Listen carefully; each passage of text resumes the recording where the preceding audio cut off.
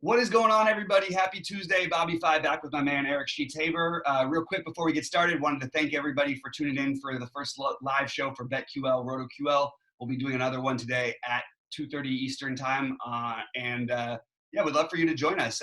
It's really fun. I think it's a great show about sports betting and DFS in general. And I'm really excited to be partnered with them. And we're going to have much better things to come. We're working on a bunch of technical things, graphics, and then certain segments and all that stuff. But work in progress. But in the meantime, it's going pretty well. Wasn't our best night ever. We got some things right. We got some things wrong yesterday. Obviously, a lot of late breaking news of the Giannis news. That changes the slates. And nights like that are not as much fun. I think that I'm going to contend that we have a terrific slate tonight. And I have a lot of I don't know that I have a lot of strong takes on really low-owned plays, but I have a lot of strong takes on guys who are going to be high-owned that I'm willing to fade. So, Sheets, how'd you do last night? I know that you were a 2v2 away from all the money. I feel for you. I didn't want to bring it up, but I kind of have to because we're talking about it. Tell us about the pain of that, and then bring us into today's slate. I mean, it's not really that big a deal. See, because what happened was once the Giannis news broke, then there was just all this just incredible value throughout the slate that you could just kind of pick from. So I was a little annoyed. I was like, okay, so now it's going to be all chalky. But then what I thought about was, okay, so what have I spoken about that's kind of differentiated where I could just kind of put them in a little bit? And I thought I did a pretty good job. Like stuff that I otherwise wouldn't have played just became, a little more playable for me. So, I was, I don't want to say half joking, but I was like talking about Jordan Clarkson basically throughout the day. I couldn't get anybody to agree with me throughout the whole industry. Wait, hold on. Let me cut you off. No, hold on. And, that the whole industry, like only Bobby was like, okay, but if Conley's out, he certainly rates to be like a really, really good play. So I played him a decent, I played him in a few lineups. I didn't play that many lineups. And then, Bobby was getting me onto OG Anunoby. And so I played him in a couple of lineups.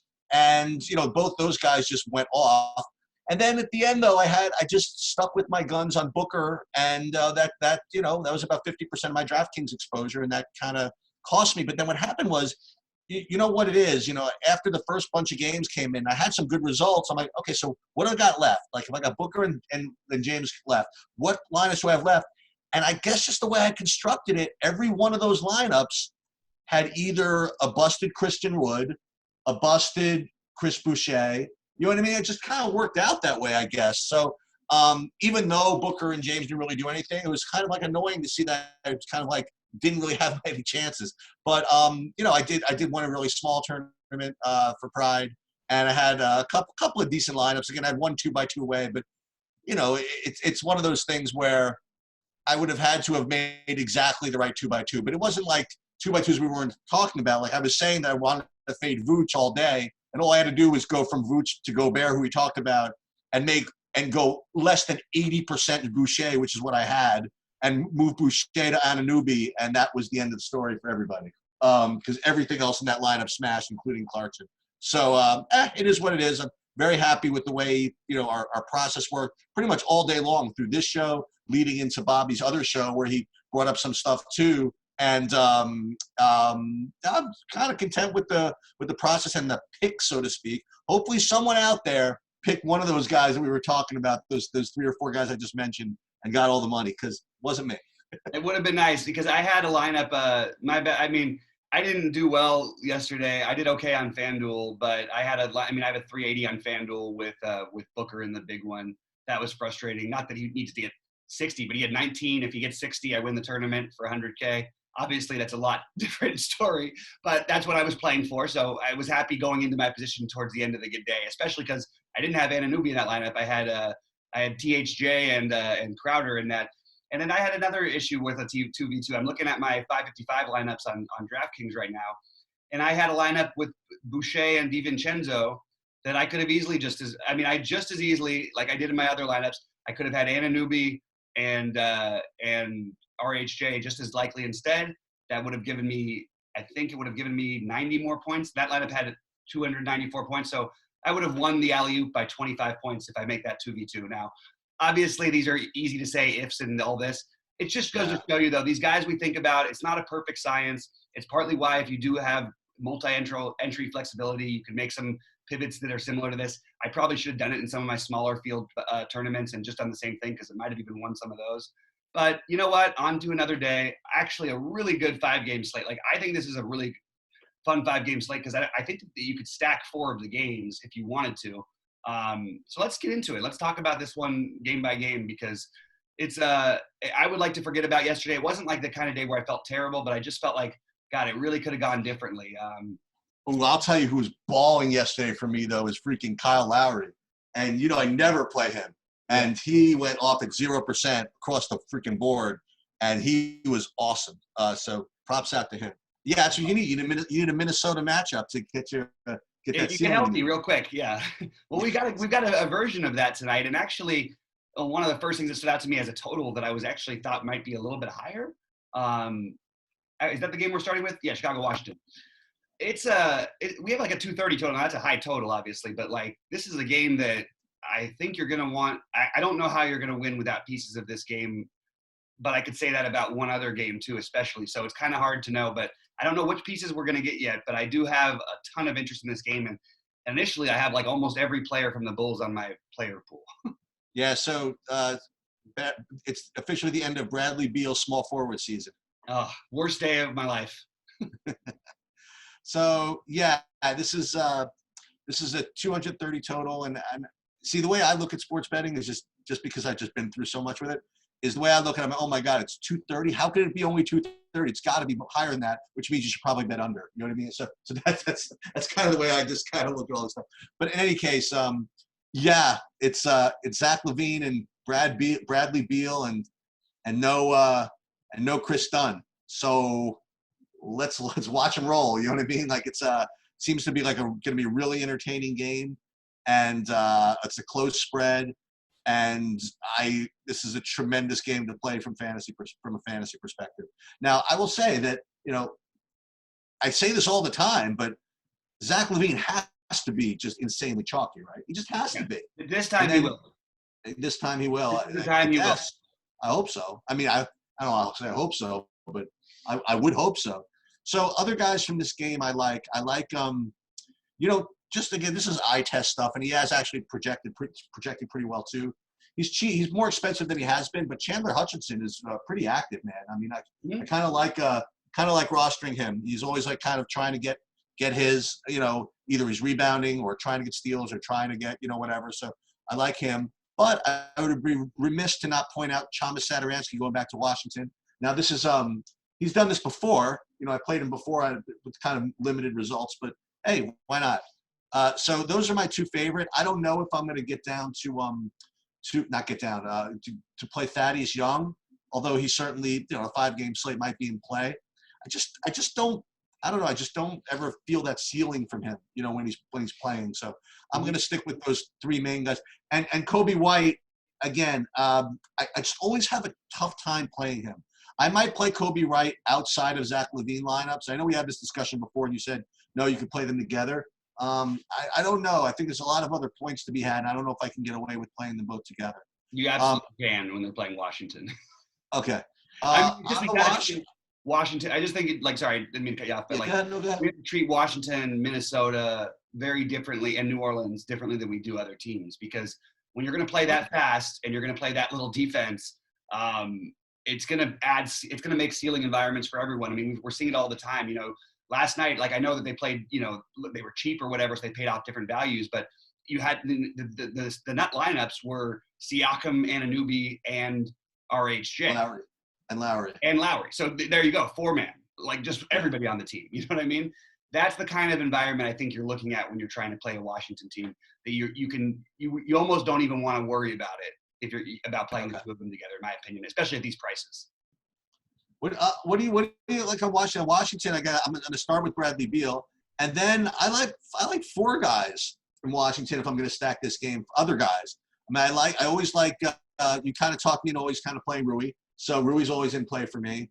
Troy Brown Jr. always seems to get minutes, so again, if I'm stacking the game, I'll play him. I don't think I'll play him, outside of a stack. And Bertans, he's shooting dependent, but great, let him make a bunch of them. You know what I mean? That's fine by me in a stack situation. And the other guy who, if he goes a little lower owned, who I really liked playing before he got hurt, is Moritz Wagner. So I would include him as a list of guys I might go after in this game also. Yeah, I think that's an interesting call on Wagner. I haven't really considered him much today. Maybe that's a mistake on my part. Maybe I should take a little bit of a look. I do think that there's, like I want to attack the Chicago team with bigs. Wagner's been back, and what he does is, well, he's going to get you 10 or 12 so much of the time. When he does hit, he gets like the double or he gets you 35. The kind of score that you really need with that 4.3 to really make it work. So I can get behind a little bit of that, and also I want exposure to this game. I do. I think what's interesting is you look at the matchup for Bradley Beal as being bad, but is it really that bad? So you have no rim protection at all in Chicago anymore. That's one thing. You have no Chris Dunn to guard Bradley Beal. Instead, you've got a combination of Sato, Levine, Kobe White, Archie.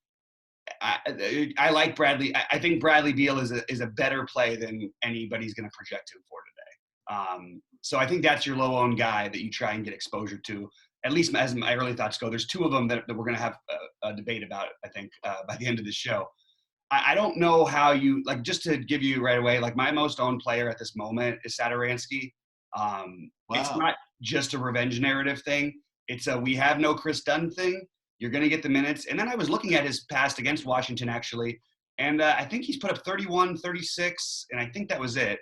And those were in situations where they were fully healthy, where he wasn't playing as many minutes. So first of all, I would be happy to take 31 or 36 from him tonight at 4,900, but I think there's upside for that even in a supreme matchup. And I don't think you have to. I don't know if I'd play all of White, Satoransky, and Levine together, but I think you No. could play three guys. Maybe you could play two of those guys with either a Thad. By the way, I think Cornette is a sneaky tournament play. I know he's literally done nothing for me for the most part, but I still believe in upside. He had a nice game against Philly last time out, although I didn't play that day. He put up 31. He's another one of those guys where maybe if he and Wagner were going to be similarly low owned, which they're both going to be low owned, maybe I would give a little bit of an edge to Cornette. They both have good matchups, to be honest, so I could make the argument either way. But I'm extremely high on Satoransky, Levine, White, and then slightly less high on Cornette, Hutchison, and Thad Young. But I do like all of them, and they're all in my player pool. I probably will have exposure to all of those guys in some form. These Washington guys are not really going to be all low. I mean, we're looking at really low early ownership projections, but on a 5-game slate, I mean, some of these guys just have to get a little more than this, right? I think that Bertans is going to be owned. I like Bertans.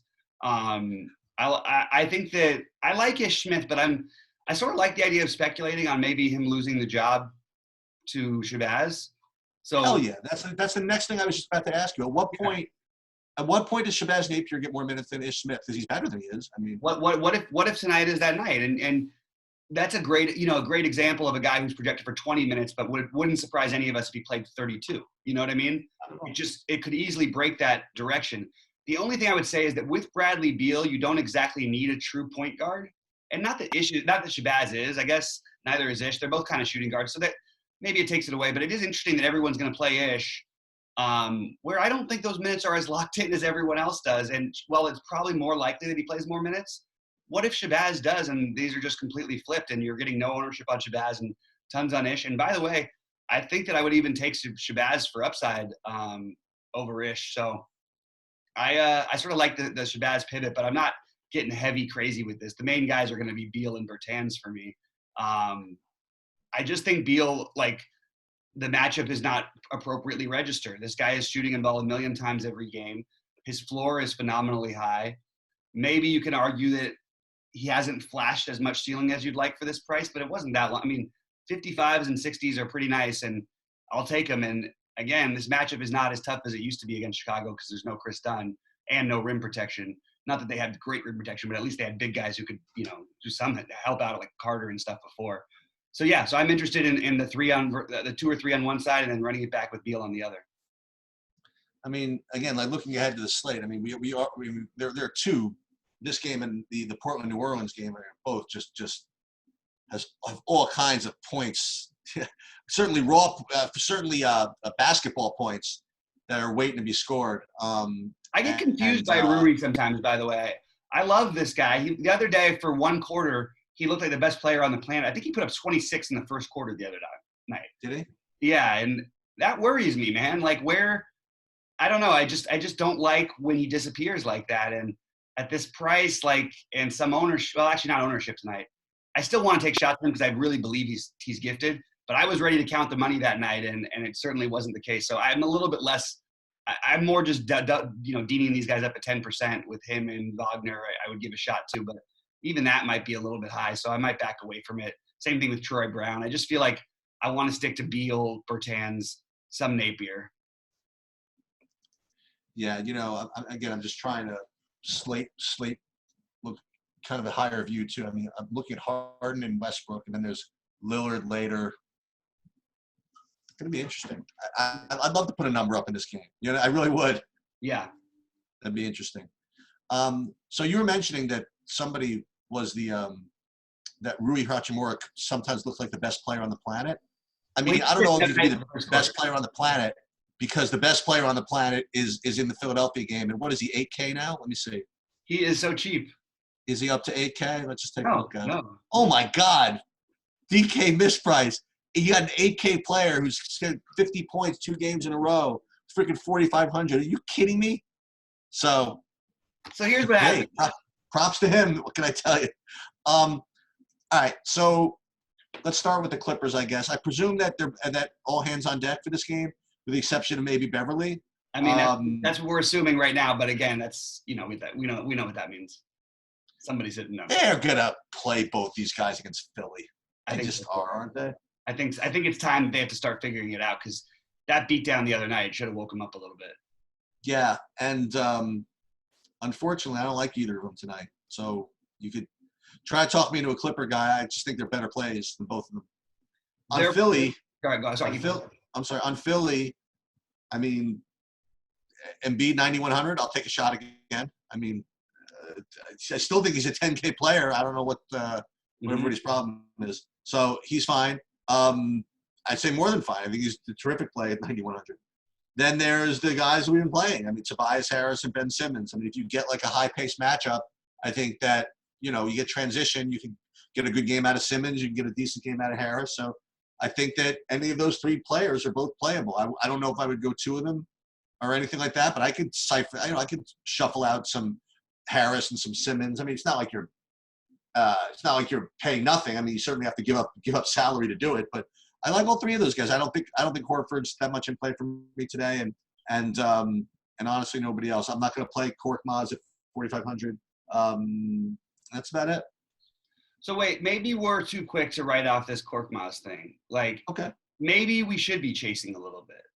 I know he's not going to make as many shots, but first of all, if you're telling me he takes 17 shots, I'd already be interested at 4,500. Now, well, that my issue is not so much with whether he's good or not. I mean, for now, I think my issue is also going to be with them wanting to get in like Burks and Robinson, and you know what I mean. I just don't think that probably. I'm with you. I agree. It's illogical, but if no one's going to play a guy who's that hot, it just feels wrong to avoid it. Like we didn't want to catch Lillard late. All we had to do was wait till the first 2 games, and then we would have made a fortune. We got some of them. But we would have made a fortune just betting Lillard the next 6 games he played in a row because he averaged 45 points over real life points over those games, and he averaged 70 something fantasy. Why not that freaking Korkmaz is Damian Lillard, but anytime a guy gets hot and it seems to be working for the team, I just think like what I'm always afraid of is people chasing, and I want to avoid that. But like if no one's gonna chase, I'm happy to chase. Like. I'll take a low-owned guy that I know can put up 50 because he just did it twice. And he did it in a spot that doesn't really make any sense for him to do it. He just got hot. Maybe he's better with all these guys on the court. It's important to note, they won those 2 games. It's not like he did it, and they won a pretty close one actually in one of those games. So those were necessary baskets. These were not blowout run things. This was an important part of the game that he was in. If he was going to be owned, I would say the savvy pivot in this game would be to maybe play a guy like Josh Richardson. But I don't know if we need to get that creative here, although I'm still definitely considering it. It is weird, and at some point I definitely expect Josh Richardson to be back at 30 minutes a game or somewhere near there again. I don't buy that he's going to be a guy who's playing 20 minutes a game for the rest of the season for Philly. So we're going to cash in on him sometime. I just don't know if this is the game to do it. I actually love the prices on these Philly guys, so it's kind of hard. I'm not as high on Ben Simmons, and actually I'm a little surprised at how high the industry is on Ben Simmons. Um, I see a lot of positive responses to him, and I don't really have the same feeling myself. I feel like it's a tricky matchup for him.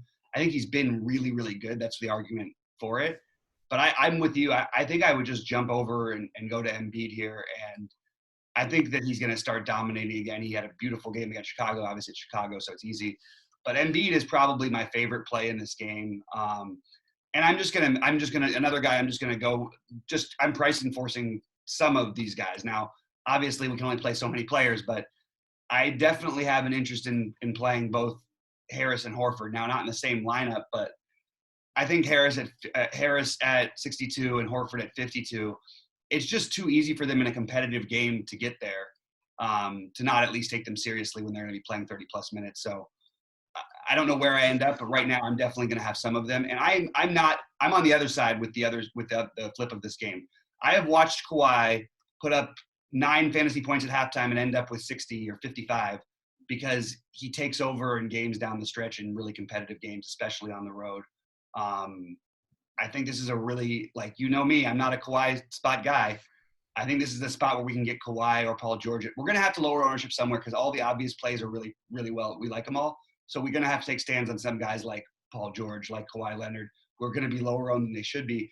And the fact that people think they can't get there, I don't think Paul George has any problem getting there at 8K in full minutes with Kawhi Leonard there. In fact, if you look at his point per minute since he's returned from his injury, it's basically as good as anyone in the NBA not named Giannis. And it's actually pretty phenomenal. He's putting up 40s in 24 minutes.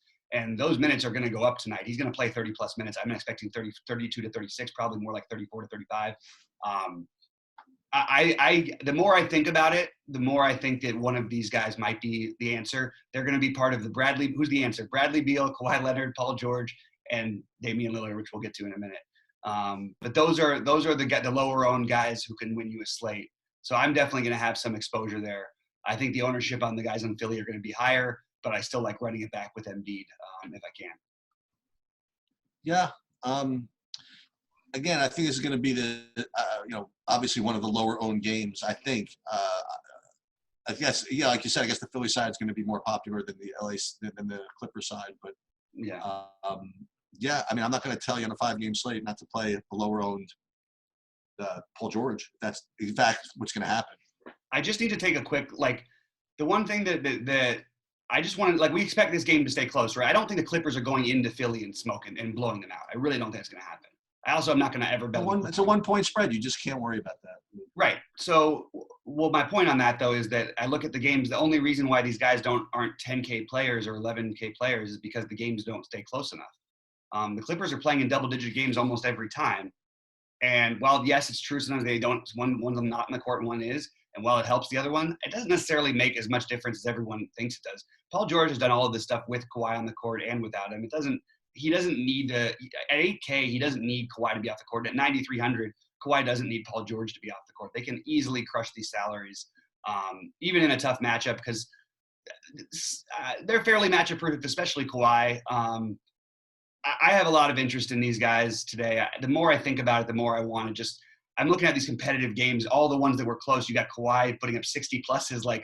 It just feels like a time to, I don't know, that everyone jumps out because they think the matchup's tough. The truth is the Clippers play at, I think, the 8th fastest pace in the NBA. The Sixers play, well, with Embiid, they play a little slower, so it's hard to measure because it depends on whether Embiid's playing. But they will play fast at times. I don't know. I'm definitely interested in one of those two. Yeah, so this next game is just going to be the one that buries everybody. It just is. The San Antonio, Oklahoma City game, I'm just very, very convinced that whichever one of these guys ends up being the most chalky is just going to end up busting. I don't know. I don't know exactly what's going to happen, but I think that this just feels like one of those games where everybody's going to gravitate to the wrong guy.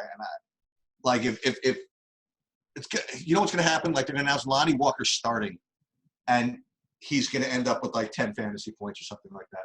They'll announce him starting, and it'll be 65% owned, and he'll end up with 10 fantasy points, or something like that. I'm very, I don't say nervous, but I really think that this is the game that's going to be,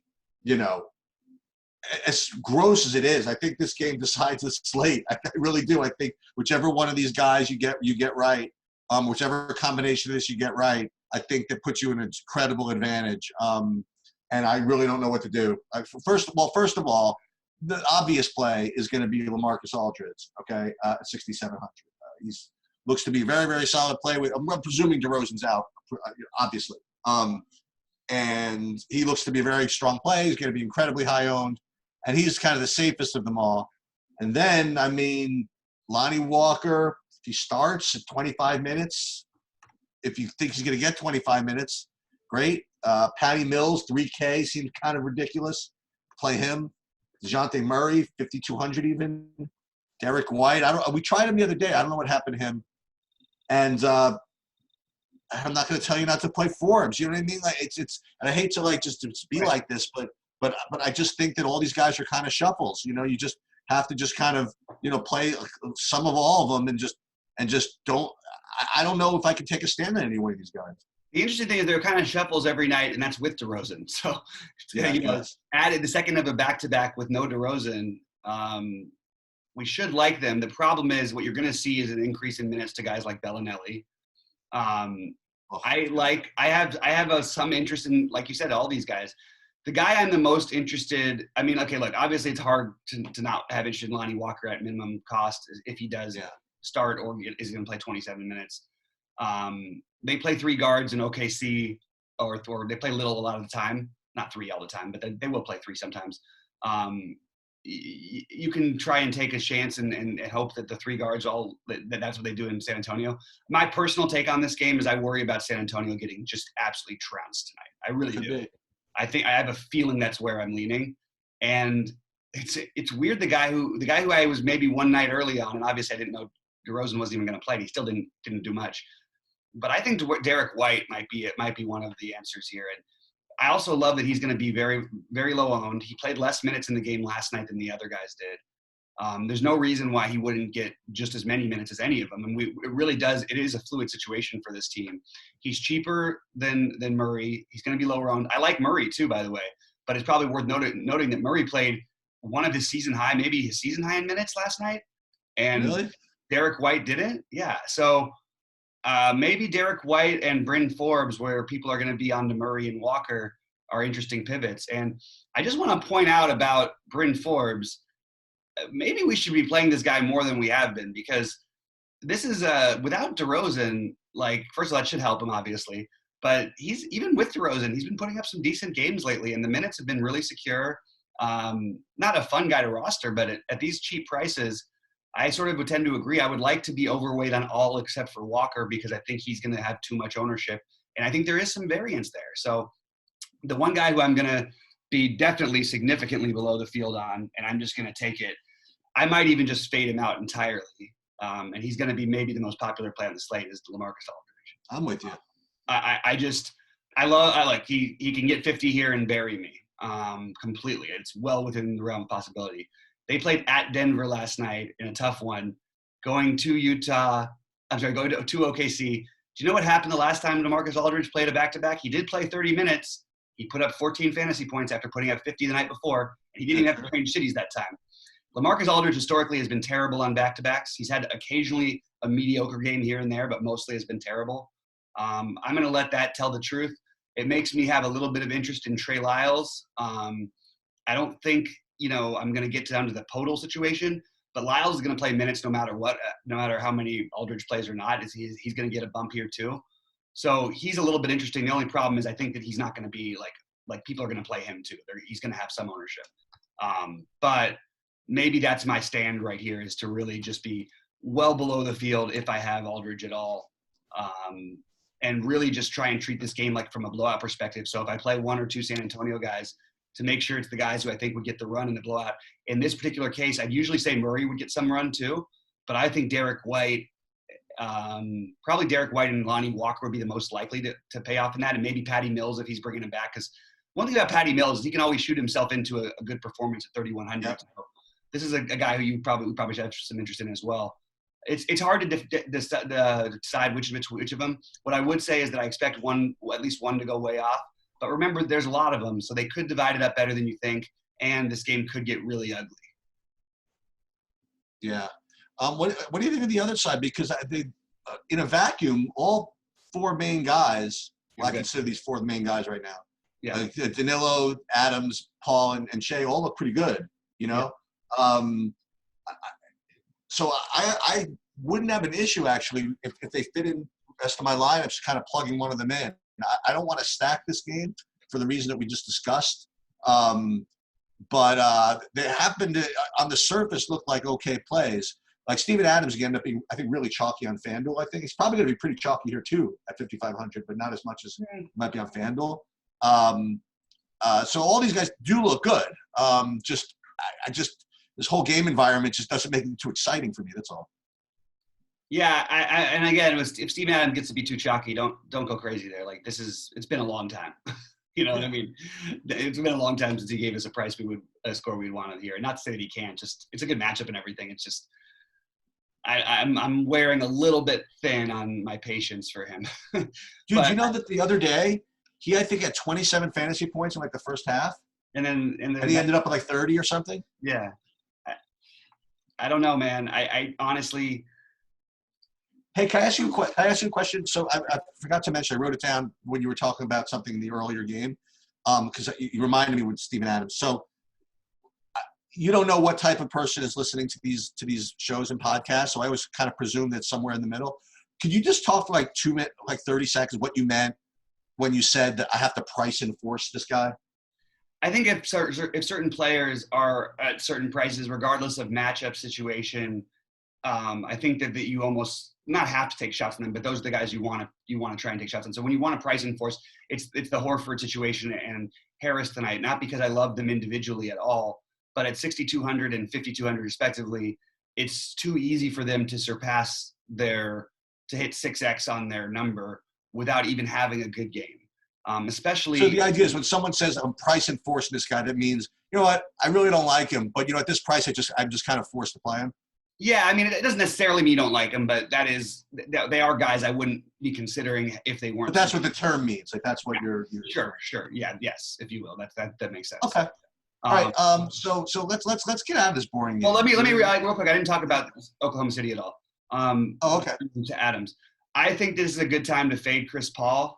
I think he's going to end up being pretty popular. I think this game is going to be. This is maybe what I'm trying to do. I told you I liked a lot of spots in other games. Chris Paul makes a lot of sense. So does Shea.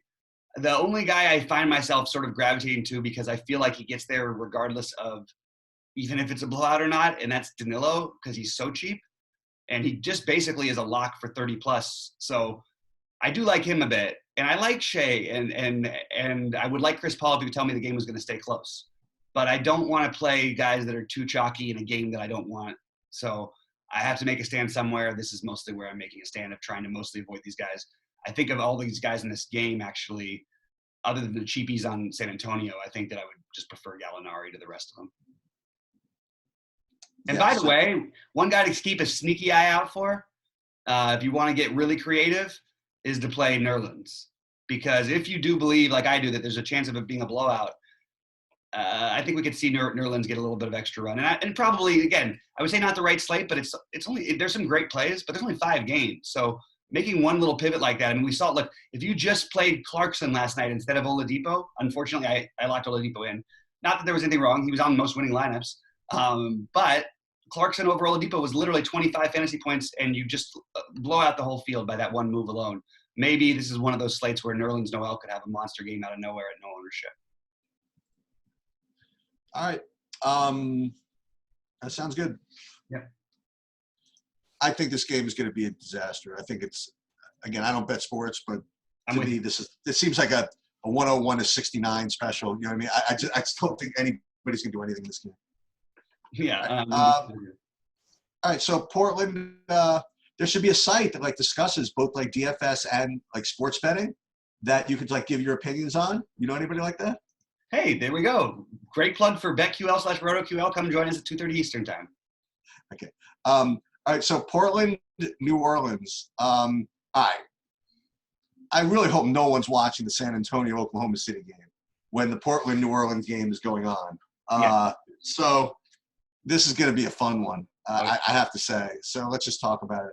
First of all, from the Portland side, I think Damian Lillard's a really, really great play.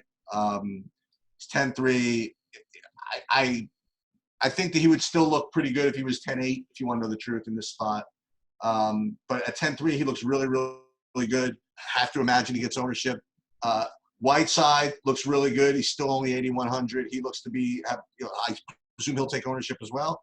And CJ McCollum. So 1, 2, 3. And I think they're all good plays. I think you could stack them up with New Orleans guys. And, the only issue is you have to worry about ownership and what other value to put in to get these guys to work. I actually played Carmelo the other day for the first time in a while, and maybe ever. And he did okay the other day. And the other guy I played the other day who really killed it for him was Trevor Ariza, but he's not going to. I don't think he can be expected to pull that off again. But still playing 36 minutes in a fast matchup at 4,300. Can I weigh in on Ariza because he's a guy who's made me a ton of money and whose career I've known well, not just from the UCLA days, not just from him going to Westchester High School, being the only person to outplay LeBron in high school. I've watched this guy's game probably more going to the Laker days, more of his games than just about anybody. He's hard to predict, but I just want to say every time he's in a spot against a team that gives up a lot of threes and plays fast, you have to have some interest in him because he'll sit in the corner and he'll make 5 threes in a quarter. Sometimes he's really good with the short corner three. The minutes are a stone cold, I don't know. I want to say pretty much a lock for him here. It's the kind of matchup, you look against Houston, he put up 33. Dallas, another team like that plays fast, 38. Obviously had the big game against Miami, which is not what you'd expect. But I do think that, you can't ever feel safe with Trevor Ariza, but at this price, you should feel like he'll be able to do enough other things to where if he makes those 4 or 5 threes in a game, you're going to get 40 out of him. It's a couple of $4,300 sneakers in this slate, between him and those Chicago guys, the Washington guys, and the freaking Nerlens Noel and Korkmaz. There's a bunch of 4,300 guys that could do some stuff here. But I'm looking at the ownership from the other side, and you're gonna lock me in at 10% Lillard. You could just sign my ass up for all that if you want to know the truth. I don't care who else is on this slate. I will find a way to make that work. So I certainly understand the argument. What's the argument? Here's the argument. Here's the argument against it. No player in history has dominated him the way that Drew Holiday has dominated him. Through the playoffs, through the regular season, even in Lillard's revenge games against New Orleans since the playoffs, since they got swept 2 years ago, he hasn't been able to do it because Drew Holiday locks him down somehow a way that other people just don't. Now, it doesn't mean he won't put up 30 points or whatever. It means it's less likely he's going to put up 45 and 17 because you have a guy on the other side who's just not, especially if Ingram plays and Holiday doesn't have to take the offensive load. I just don't see – it makes me feel very nervous. Initially, I was like you, game environment trumps everything. I'm not worried about this. But we've seen this matchup 5 times a year. Every year. And then we saw it in the playoffs for 4 games. And look, Lillard can always light anybody up, but I'm going to go with history a little bit on some of this stuff. So while I probably will have more than 10% of Lillard, I'm not making him the same priority I thought he was going to be. I just looked back through every game and it's hard to find a reason to want to play him against this team, which is weird because this team is loaded up in a lot of other ways. Guys who have really succeeded, CJ McCollum, guy who I'm very high on tonight. I would lean that way. I like Hassan Whiteside a ton, which I never do. Going to be chalky probably, but that's more where I'm leaning for my exposure to this game. Don't get me. I will have a Lillard stack. You're 100%.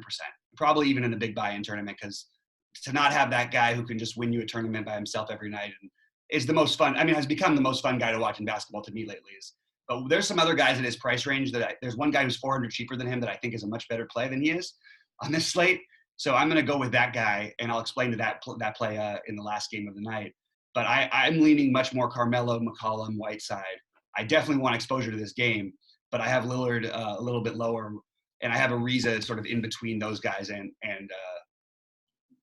basically between those guys and Lillard. I will say this. I think that everything you just said about Drew Holiday, this is just my opinion. Yeah. That to me holds a lot of water if he's 50%. You know what I mean? Like I just think I get it. Yeah. Yeah. So Good so point. if it's 10, if he's actually 10%, which I just don't think it's possible. But if he's in fact 10%, I'll be willing to ignore it. You know what I mean? Okay, And but if so he's let's play a game 40%, real. I'd be willing to accept it. So let's play a game real quick. And while it seems like an easy answer, really think about it. Like even at the price differences, like Beal versus an 800 cheaper, Beal 800 cheaper. That's an interesting counter. Embiid, Yeah, for sure. Embiid at 1,200 cheaper, I could see outscoring him. Russell Westbrook, I think, will outscore him at 400 cheaper. I like Westbrook a ton tonight. I'll get into that in a minute. Excuse me, there's a better than 15%, 20% chance that Levine outscores him at 8,200. I mean, Absolutely, 100%. Yeah, but I mean, Levine's going to be super. Yeah, mega shock. Yeah, absolutely though. Levine. I'm finding my interest a lot in this game. I really like this game. I just don't know exactly who I want to play yet. But I really do like. I mean, I think there's one obvious play in this game, and it's on the other side. And I think that I'm going to have a hard time fading Zion tonight at all. I don't care about Whiteside. I actually think I could argue that he could end up even. We just have not seen the smash game yet from Zion. I don't even think I'm going to even let Ingram playing dictate it for me or not. I'm just going to play this guy. That game against Chicago was an absolute blowout, and they got close at the end, but it wasn't really close. Zion probably would have gone for 50 in that game easy. I think Zion goes for 50 here tonight. 40. I think you see his best overall game, regardless of whether Ingram plays or not. It's so clear how good this guy is. And if you try to match up, who are you going to match up with him? You're going to try and put Whiteside on him so he takes Whiteside out on the perimeter and he can drive on him, or shoot wide open threes. Now, he's not the greatest shooter, but wide open threes, these guys can all make wide open threes. Are you going to put Carmelo on him? Well, he's going to absolutely manhandle that man. He will literally manhandle him. So you can't put Ariza on him. He'll destroy him. I just think that Zion here, like, I mean, this is my sneaky Zion. Like, he's not going to have a triple double, but expect him to fill out the stat sheet tonight and have a monster double double. That's what I'm expecting. So I like Zion the most in this game, and I think you can play Zion with Ingram here if Ingram plays. I'm good on both of them. I think they both are going to go off. I'm a little bit less high on Holiday. Like I said, I think that it's desperation time for New Orleans. I think they put their best foot forward and have a combination of Holiday and E'Twaun Moore guarding Lillard at almost all times. I just don't see any reason why you'd mess around with that. So even Lonzo, even as much as I like Lonzo as a defender overall, I think that you have him chasing around McCollum more. Maybe you have Moore do that. I don't know. Either way, you're going to have a good defender on Holiday at all times, and I'm sorry, on Dame at all times. So I'm going to sort of not play the guards as on the New Orleans side, but I will play the bigs. Although Ingram is not really big. I consider part of why I can play Ingram with Zion is because Ingram is like a 1-2. Ingram plays like 1 through 5. Like, he plays every position. He can play like some shooting guard for you. Like, it's not like they have to eat into each other. Ingram doesn't need rebounds to get there. He's a great shooter. This is a great shooting opportunity. He can score 40 real life points, and Zion can get 25 and 30, 25 and 20. I mean, I really like these guys in this game. Definitely a core part of what I believe in. If Ingram is out, which we have to discuss because it's a definite possibility, everybody in this game is going to get a huge boost. And I actually think Holiday would become in play. Then would probably have less of the defensive responsibilities. It would make, if Ingram is out, oddly enough, it sounds really weird to say, it makes Damian Lillard a much better play because Holiday will have to shoulder more of the offensive load. So I don't see them just locking him on to Lillard. And I don't know what that is about his performances against Lillard. He's just owned him. He outplays him head to head. I mean, it's a weird thing. But again, yeah, so as you were going through that, here are my comments on that. I happen to like Zion a little bit more than Ingram, assuming Ingram plays. But if ownership works out to be 2 times to 1, maybe 20-10 or 25-12 or something, I could make the case for Ingram as well. So I do agree with you. I think that Zion looks like a really, really strong play. I do think Ingram looks like a really good play also, though. So I have to kind of just see where that plays out and where the rest of my lineup kind of fills. I was waiting for you to get to what you did eventually is, when you were talking about how, it might be a little harder for Lillard because, Drew really owns him. My natural inclination is why don't you just play Drew? You know what I mean? And then my idea was that, well, if Lillard's going to play like 40 minutes, if he is, then they're just going to have to run Drew as many minutes as possible to chase him down. But I think you kind of try to explain that, why maybe that doesn't make Drew as strong of a play, because they're going to make him,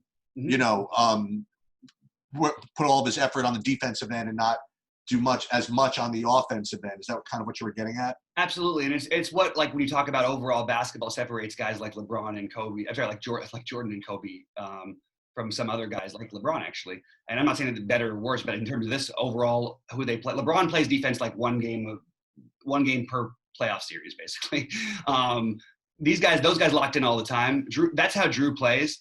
And it takes away from his offensive numbers quite often. I don't think people realize how much he's just a really, really good as his numbers ever are. He's a much better basketball player than everybody realizes. He's just really good at doing whatever is necessary. So I don't think that they're going to have him I think they will have him try and stick with Lillard. And they'll don't get me wrong, I like him offensively, especially at low ownership, but 7.9, I just find that there's other plays that I think you can make that are a little bit stronger on this slate. I would rather err with the other guys. And I don't think he'll be the only one guarding Lillard, don't get me wrong. And by the way, this version of Lillard is something like we have never seen before. So take what I said with somewhat of a grain of salt.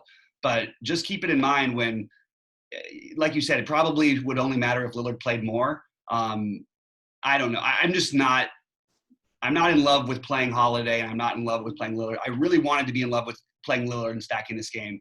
I think I'm just going to do it in one lineup or so and then move on, because I don't really want to have a ton of exposure to him. And I know that feels weird. So let's talk about this Boston game, because you've kind of alluded to this a couple of times. You tell me why you like Westbrook so much in here, and I guess I'll do a really quick analysis of the game, because I don't really like anybody from Boston with all of them back. I don't think anybody looks to be really that great, and I'm probably not going to play any of them. The Houston guy, again, as usual, I'm between Harden and Westbrook, and I can make a case for either of them. The only one I'm pretty sure I want to play is Covington. So you can tell me why you like Westbrook. So without Capella, and it was harder to see in the last two games because they play. And first of all, Westbrook was spectacular in the last two games, and nothing wrong with 55s, 57s, although his actual production would make you think he actually had like 90 because he looked amazing.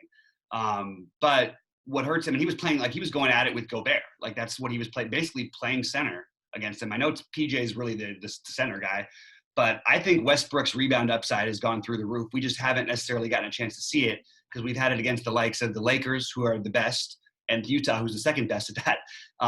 So I expect Westbrook to have 10-plus rebounds tonight. Let's just start with that. Okay. Westbrook, and by the way, that could easily be 15 or 20. You have a Boston team with no bigs. Westbrook is probably the best rebounder on the court in this game. So that's immediately part of the reason I love him. On top of it, the offense has been running much, much better through him than it has been through Harden. And I think D'Antoni's even noticed it a little bit. He's getting a lot more shots up than he has all season long. I mean, 28 and 33 in the last two games, and big games at that, Utah and the Lakers. The minutes are just obviously going to play 40-ish minutes. It should be a good competitive game. I think that Westbrook playing this new role is underpriced until he gets to about 10-5. But I also have a problem because I like James Harden all the time. And at 11-4, if James Harden's under 12K, you just notice that I always sort of gravitate towards him. But when he's over 12K, I kind of just go, even if he gets to be 70, he's not going to kill me. If he gets you 70 tonight, you're going to want it. It's not an ideal matchup for him or Westbrook, but I don't really care that much. But I think Westbrook is to me the clear play, along with the obvious Covington. It is interesting that Covington's going to be so highly owned and hasn't had a game that had one game that we would like so far. But with no Gordon, it certainly makes sense. Maybe what you do is, if you want the lower owned guy, in addition to playing Westbrook on this side, you can go ahead and play Daniel House. Like, the minutes are going to be extremely locked in, and basically you just swapped Gordon for Covington. And I don't see why that would hurt Daniel House. I actually think it would help him because Gordon's a higher usage guy. He shoots the ball more than Covington does. That's another reason why I like Westbrook and Harden both tonight. Gordon is the other guy who can take shots that takes away from them, having to dominate the game. So it makes me sort of have interest in House, and even in Tucker. If it's not Westbrook, it's going to be Tucker with that double-double. that gets you your immediate 30, and all you have to do is stuff on top of that. Like, it doesn't feel good, but they're shorthanded tonight, and they already play 1 million minutes. You could see 3 players in this team play 40 minutes tonight, and they have 117 projected total. This is a spot where I just want to have at least one of these guys, including Covington and House, but probably 2 on some lineups. The problem is I've said that about a few guys, so we'll have to reassess at the end of the show. But I'm hugely high on Westbrook tonight, and I'm also high on Harden. It's just, again, I'm not going to play them together, I don't think. If there was a night, I mean, I know Boston's not the right matchup maybe, but like it's a good night for it because I like this as the sort of sneaky game stack, and I think anybody you run it back with is going to be completely unowned, and I think they're all just as strong a plays as some of the other guys who are going to be highly owned. So you get on the other side, you've got the Gordon, Kemba, Jalen, and even Tatum. I actually think all of these guys are in play at no ownership. I would probably lean Jalen and I really like Kemba. Kemba, Jalen, and Hayward are all extremely interesting, but I think I might go with Kemba as my preferred play of those 3. But I do kind of like the idea of playing one of those 3 guys. One of those. Yeah, I always feel these Celtics are just too good. They play as a team just too well, and it's kind of hard for me to. But if you look at the game, like in the game log, there's pretty much every other game somebody's like 8xing. And pretty much every other. I think this might be the first game they've all played, right? I mean it's somewhat true, but Kemba Walker put up 65 earlier this season when they were all there. You know what I mean? That's true. So again, Houston is another one of those teams that we have to treat a little bit like a borderline ceiling matchup for teams, right? And we expect them to be able to beat them up inside. Partly what makes me like Tatum and Hayward is I feel like they can get the offense run through them in the post against much smaller guys. And Tatum is much more aggressive these days. No one's going to play him at 8,400. It's interesting. Anyway, I think they all have 60 fantasy point upside. Maybe it's 50 more so for Hayward and Brown, but they're cheap enough. I really like the Kemba. I guess Kemba and Hayward would be my 2 favorites, but I think it's Kemba number 1, followed by Hayward, then Brown. I mean, it's a good matchup for Brown. He plays well in these up-paced spots, so they're all pretty close. But I don't think you want to get crazy with them unless you're game stacking. But they're all definitely interesting plays. A lot of interesting plays for a small slate. I think I actually have a bigger player pool than I did yesterday. I'll tell you who I like today based on what you just said from this game. I really didn't – I guess I should have realized how high owned Covington was going to be. I think your that house call is really, really good. I really like that one. I mean, he again, before Covington got there, I mean, he was doing really, really well. He's very active. He gets rebounds. He can make shots. He can do a lot of things. And like you said, they're just shorthanded. And if you're going to get Covington at a zillion % and House is significantly less, I mean, I wouldn't be able to argue, you know what I mean, with the idea that House could outscore Covington pretty easily if you want to know the truth. So 100%. I actually really like that. But I actually think you could even get more creative and just play them both together. Like, it's because of how many limited bodies, because of the number of minutes they'll be on the court, because of the lack of rebounders that they have, everybody is going to have a chance at that double-double. So I know it sounds like a weird thing, but I just look at that as 30 fantasy points. So Daniel House, Covington can not only can one of them get there, both of them could actually get there, but one of them could get there with the points, one of them could get there with the rebounds, one of them can get there with the steal side of it, especially Covington. You can get 4 or 5 stocks at least. You could play them together in a stack with Westbrook and then one of the guys on the other side if you wanted to. I certainly wouldn't have a problem with that. I think it's interesting, actually. Anyway. Yeah, this Lonnie Walker thing is going to be the death of me. Yeah, I'm having trouble with that one myself. You like Westbrook better than Beal?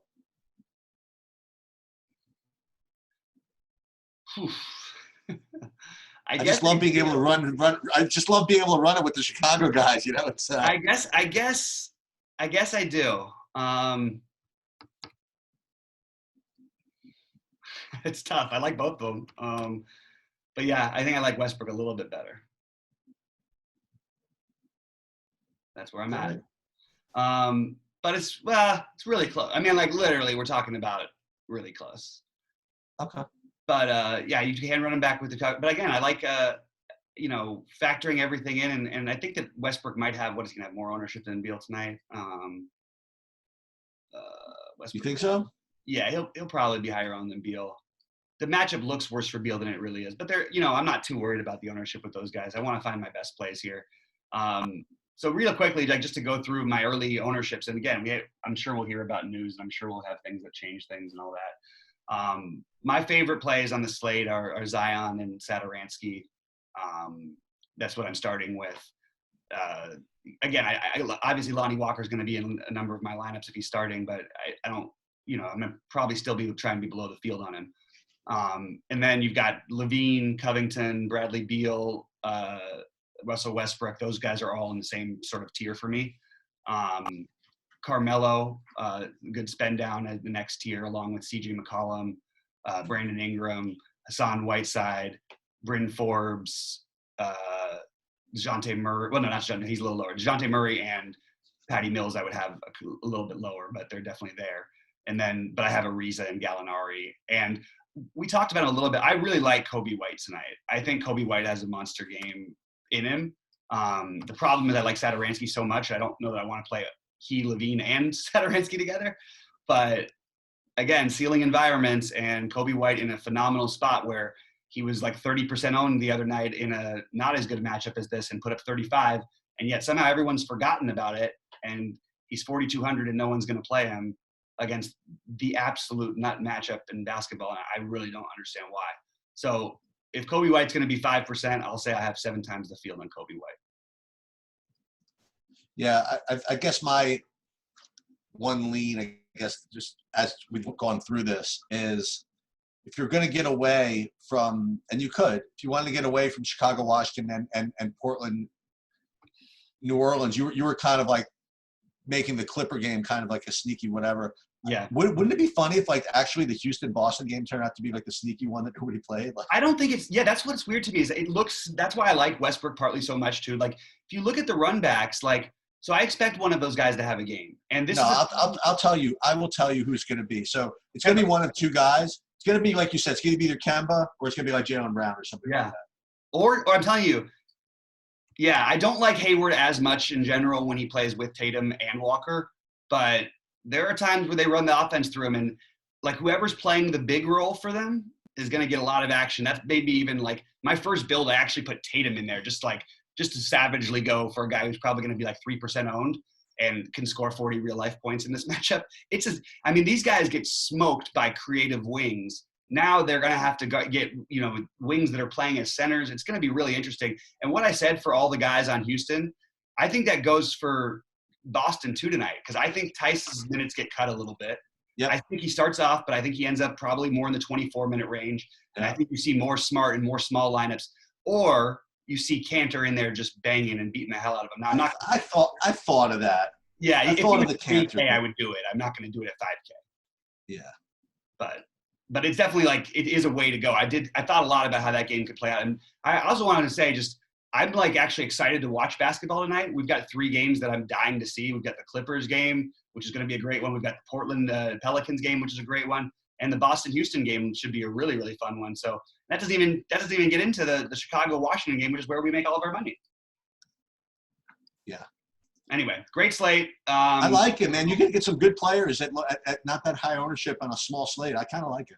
Yeah, I think there's some ways to go. And look, I'll do this stuff later. I might even throw in a live show. But remember, I'll do a live show for BetQL. But I might even throw another one in. And remember, check out BetQL and RotoQL, especially the RotoQL app.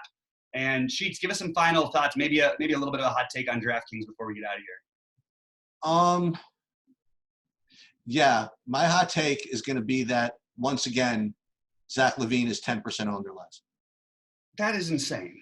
Okay. Of course it is, but how many times has it happened? I mean, there's just as, okay, I can 0% chance that happened, but okay. I think he ends up like 40%, but okay. I'm with you. I agree. I'm gonna go with my hot take being that you're going to. I have a few of them, but none of them are really standing out as being super, super hot. Okay, I got one. You want a real one that has a chance? So sure. that the best guy, and you kind of allude, we didn't talk about it as much, but the best guy out of this Portland New Orleans game is going to be CJ McCollum. Oh, that's a good hot take. I think I actually like I only semi agree with it. That's the problem. But I'll go ahead and just say that one of the other San Antonio guards not named Lonnie Walker will be on the winning lineup. Sounds good to me. All right, guys.